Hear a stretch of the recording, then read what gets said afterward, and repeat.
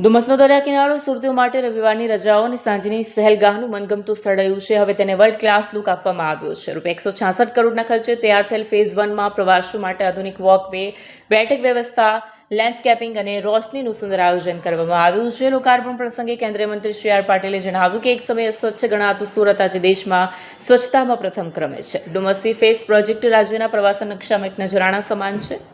માત્ર ડુમસ જ નહીં પરંતુ સમગ્ર સુરત શહેરમાં આંતરમાળખાકીય સુવિધા મજબૂત કરવા માટે કુલ 673.12 કરોડના પ્રકલ્પોનું લોકાર્પણ અને 247.80 કરોડના કામોનું ખાતમુહૂર્ત કરવામાં આવ્યું છે.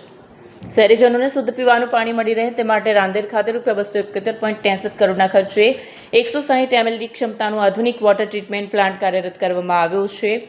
ગરીબ અને મધ્યમ વર્ગના પરિવારો માટે પ્રધાનમંત્રી આવાસ યોજના હેઠળ ભેસ્તાન અને પાલનપુર ભેસાણ ખાતે ₹55 કરોડથી વધુના ખર્ચે આધુનિક આવાસોનું લોકાર્પણ કરાયું છે. સુરત મનપાએ ગ્રીન એનર્જી તરફ ડંગ માંડતા 56 કરોડના ખર્ચે 6.3 મેગાવોટ ક્ષમતાનો વિન્ડ પાવર પ્લાન્ટ શરૂ કર્યો છે. નાયબ મુખ્યમંત્રી હર્ષ સંઘવીએ ટીમ સુરતને અભિનંદન પાઠવતા કહ્યું કે ડુમસથી ફેઝ પ્રોજેક્ટની ડિઝાઇન વિશ્વસ્તરીય માપદંડો મુજબ તૈયાર કરાઈ છે.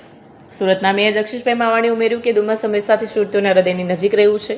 આ પ્રોજેક્ટ દ્વારા કુદરતી સૌંદર્યને જાળવી રાખીને અત્યાધુનિક સુવિધા વિકસાવવામાં આવી છે જે સ્થાનિક અર્થતંત્રને વેગ આપશે.